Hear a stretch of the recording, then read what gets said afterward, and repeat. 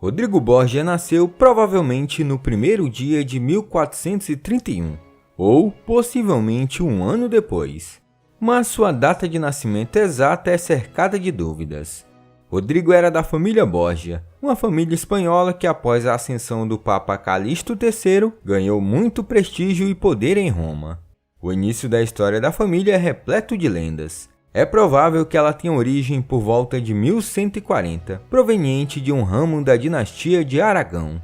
Ao longo de várias gerações, os descendentes desse clã vastamente ramificado ocuparam posições de liderança na cidade de Xativa, na planície de Valência.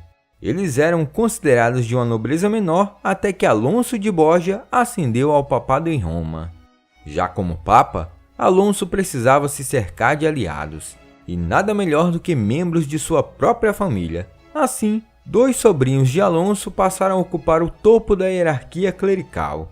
Ambos eram fruto do casamento de sua irmã Isabel com Dom Geoffrey de Borgia, um descendente do ramo principal da família. Os sobrinhos eram Rodrigo, o futuro Papa Alexandre VI, e seu irmão, Pedro Luís. Rodrigo foi designado ainda muito jovem a seguir a carreira eclesiástica. Esse era o plano de carreira típico daquela época, já que as posições de liderança dentro da igreja eram herdadas geralmente de acordo com o celibato, ou seja, não de pai para filho, mas de tio para sobrinho, o que resumidamente ficou conhecido como nepotismo.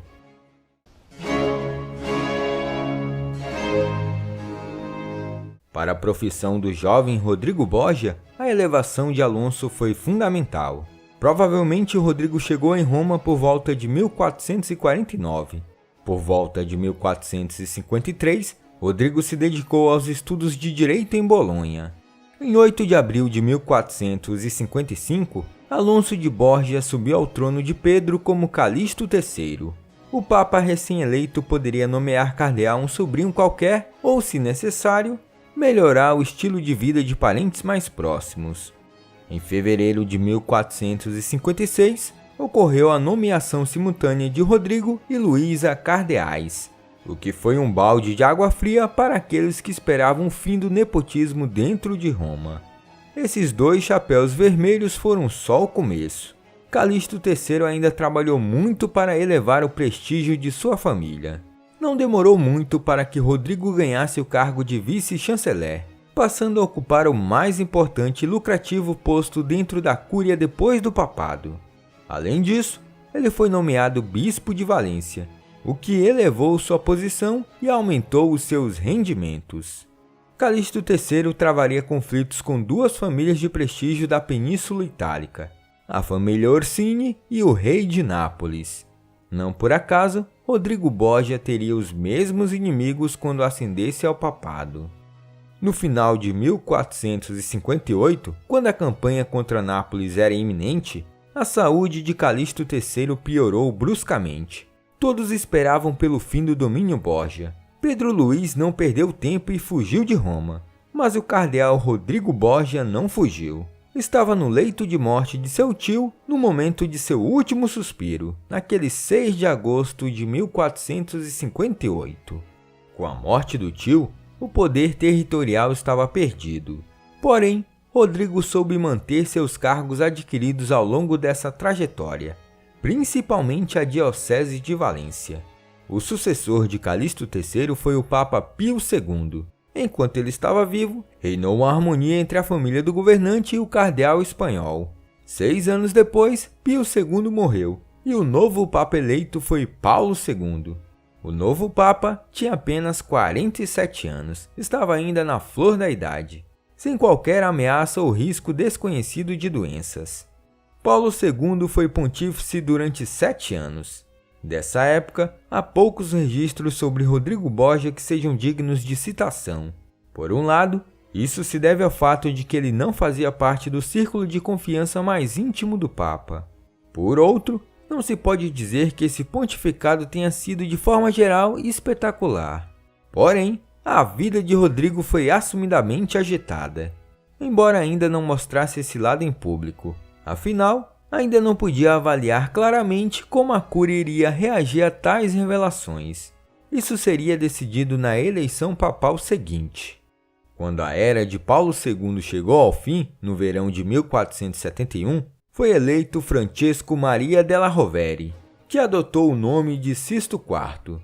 Na eleição desse Papa, Rodrigo Borgia prestou apoio eleitoral decisivo, e com a ascensão do aliado, ele passou a contar com inúmeros favores, expandindo seu império de cargos e patrimônios. Em 1472, o cardeal Borgia fez uma viagem como representante autorizado do Pontífice Maximus à Espanha.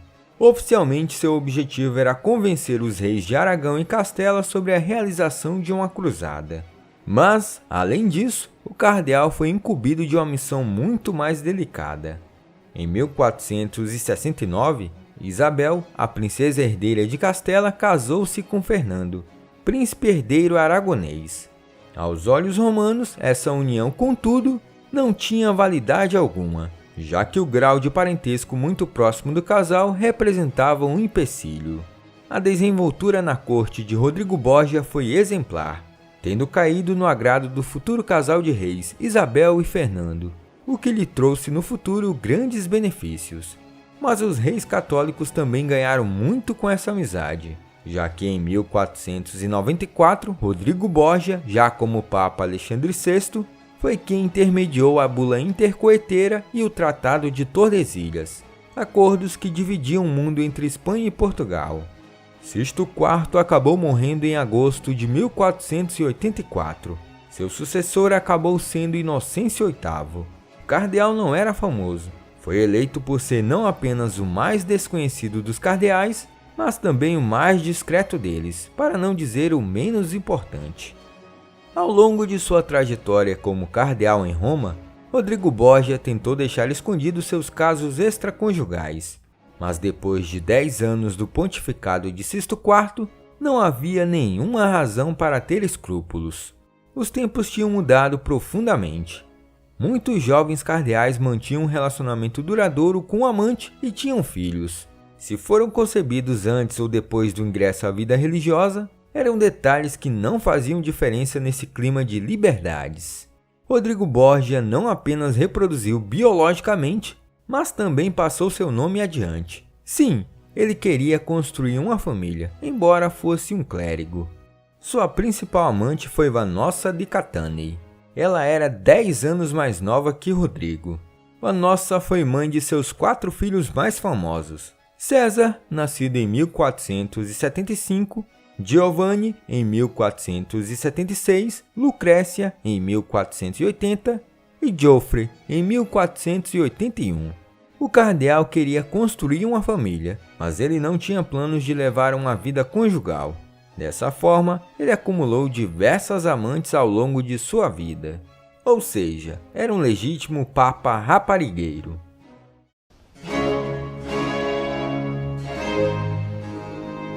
Com o poder acumulado, em julho de 1492, Rodrigo Borgia começou a colocar na balança as suas chances para o conclave seguinte. Arquitetou estratégias para otimizar seus pontos fortes e reduzir suas deficiências. Em 25 de julho de 1492, quando Inocêncio VIII morreu, abriu-se uma disputa pelo papado entre Rodrigo Borgia, Ascanio Sforza e Giuliano della Rovere. Nos anos anteriores, perfilara-se na Cúria um influente e intrigante líder partidário, Ascanio Sforza. Ele, e não Rodrigo Borgia, era a verdadeira cabeça dos inimigos de della Rovere. Como tal, ele podia contar com nada menos que 12 dos 23 cardeais que estavam se preparando para o conclave. Ascanio, contudo, tinha uma desvantagem pessoal. Com apenas 37 anos e sendo irmão do governante de Milão, ele não poderia declarar suas pretensões em ascender ao trono de Pedro, já que o veto dos purpurados mais velhos e menos expostos politicamente seria inevitável. Seu candidato, portanto, passou a ser Rodrigo Borgia, pois este possuía o que faltava ao outro: ricos patrimônios. Nenhuma outra eleição papal tinha sido tão intensamente determinada por questões políticas como essa. Dessa vez, o conclave foi dominado completamente pela turbulência de duas grandes potências. Milão, que era chefiada por Ludovico Sforza, estava em pé de guerra com Ferrara. Dessa forma, Não foi difícil para Ascânio conseguir a adesão do irmão em prol da eleição de Rodrigo, já que ter um papa como aliado era de suma importância. O critério do merecimento espiritual ficou em segundo plano. Com o cheque em branco, Ascânio usou todos os seus esforços para comprar os votos para a eleição de Rodrigo. E não deu outra. Rodrigo Borgia foi eleito. Ele foi coroado como Alexandre VI em 26 de agosto de 1493. Quando as flores da festa de coroação murcharam, vieram à tona as hipotecas do poder recém-conquistado por Alexandre VI. O Papa tinha uma grande dívida com Ascânio e seu irmão, mas ele não iria usar dinheiro para esse pagamento, e sim a sua influência. Imediatamente após o triunfo da votação, Giuliano della Rovere fugiu de Roma para entrincheirar sua diocese na fortaleza do Castelo de Ostia. Apesar de ser Papa, Alexandre VI sabia que seu papado se devia aos esforços dos Sforzas, e que os della Rovere só esperariam a poeira baixar para voltarem à ação. Dessa forma, se tornava mais urgente criar uma família de cardeais. Em 31 de agosto de 1492, os cardeais aprovaram por unanimidade a nomeação de Juan Borgia a cardeal. O Papa acordou o casamento de sua filha Lucrécia com Giovanni Sforza. Em 12 de junho de 1493, foi realizado o casamento de Giovanni com Lucrécia Borgia. Ela tinha apenas 12 anos.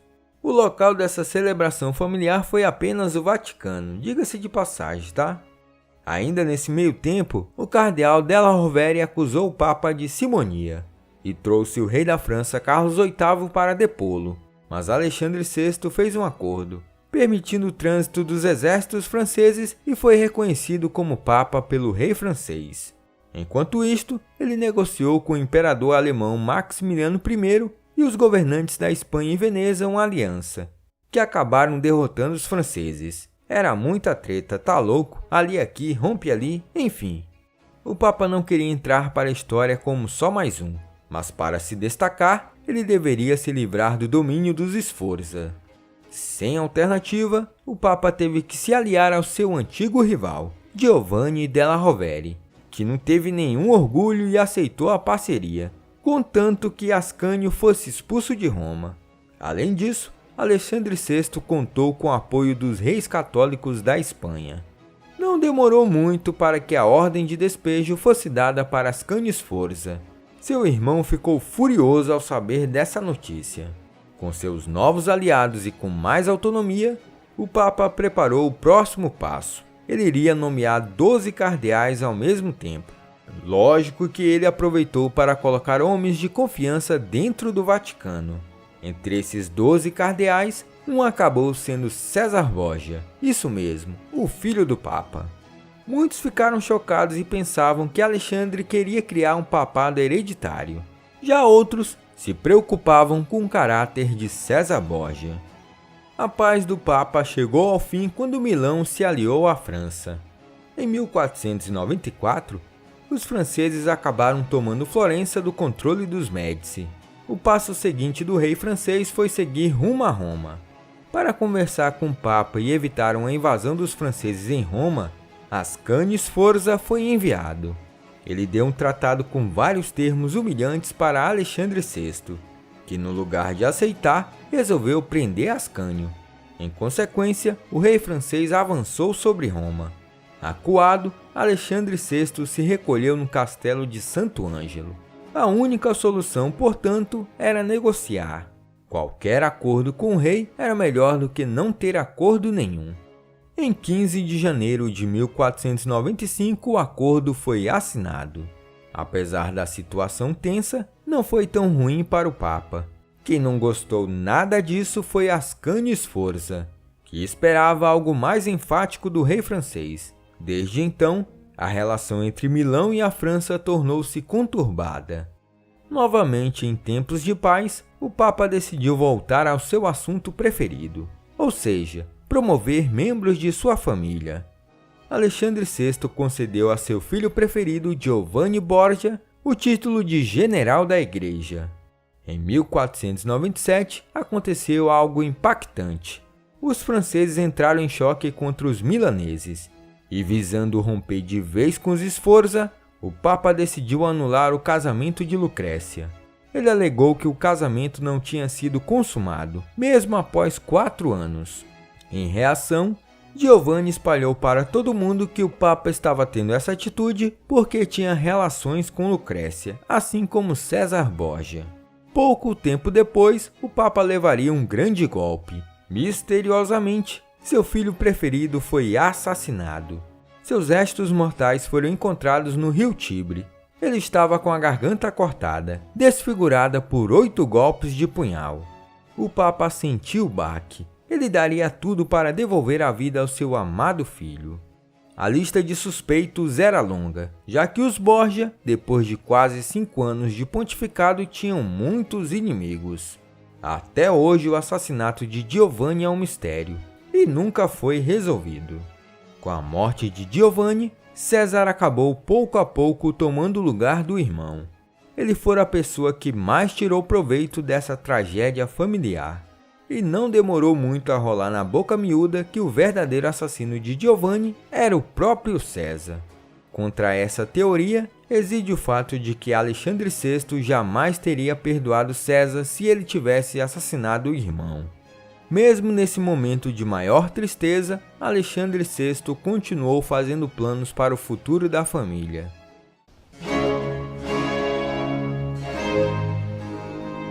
Com o passar do tempo, começaram a surgir fortes rumores de que César Borgia abandonaria o cardinalato para conquistar um estado para si. Ele estava de olho na Romanha.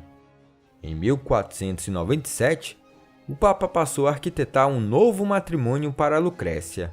Ela acabou se casando em março de 1498 com Afonso de Aragão. Naquele mesmo ano, o rei Carlos VIII morreu. Luís XII ascendeu ao trono, só que tinha um problema. Ele já estava casado há anos e sem filhos. Pretendia anular seu casamento e casar com Ana da Bretanha, a viúva de seu antecessor. Para que isso ocorresse, ele necessitava de uma dispensa papal. Assim, uma aliança foi firmada. O rei ganhou sua dispensa e se casou com Ana. Mas o que o Papa ganhou em troca? Ele negociou a mão de César Borgia com a nobre francesa. Em 17 de agosto, César deu adeus ao chapéu púrpura. Os Borgias perderam um cardeal, mas em compensação, ganharam um príncipe. O rei francês concedeu um principado ao filho do Papa. Agora ele tinha seu próprio domínio, ainda que lhe faltasse o título. Em 1499, César Borgia acabou se casando com Charlotte d'Elbré. Além desses acordos, ficou firmado que o Papa não interferiria no ataque a Milão que Luís XII estava planejando. Em 1500, a família Sforza foi derrotada e destituída de Milão. Os anos seguintes foram de muitas alegrias para o Papa. Em 30 de outubro de 1501, Alexandre VI e seu filho César realizaram o que ficou conhecido como o Banquete das Castanhas no Palácio Apostólico. Foi uma orgia que durou a noite toda, em que o Papa, seu filho e alguns de seu círculo íntimo desfrutaram dos serviços de 50 prostitutas ao mesmo tempo, e fizeram disso uma competição. Mas ainda é muito debatido se esta festa realmente ocorreu ou foi só uma criação dos difamadores da família Borgia. Após 11 anos como Papa, Alexandre VI sofreu com uma grave doença, que também atingiu César Borgia. O moço conseguiu se recuperar, mas o Papa, que já era idoso, faleceu no dia 18 de agosto de 1503, aos 72 anos de idade. Seu sepultamento ocorreu na Igreja Santa Maria em Monserrato, na Espanha, e seu sucessor foi o Papa Pio III. Embora não se saiba ao certo o motivo de sua morte devido ao período em que ocorreu, as duas hipóteses mais prováveis são envenenamento ou malária. Apesar do Papa Alexandre VI não ter sido um homem santo e nem procurar aparentar isso, ele era querido pelo povo romano. Roma passou por uma onda violenta de crimes e não possuía guarda policial para fazer imperar a lei. Alexandre VI conseguiu diminuir a violência, fortificando os muros para impedir a entrada de invasores e unificou os feudos da igreja. No entanto, o seu principal legado foram as bulas alexandrinas. iniciando a divisão de terras entre portugueses e espanhóis no mundo.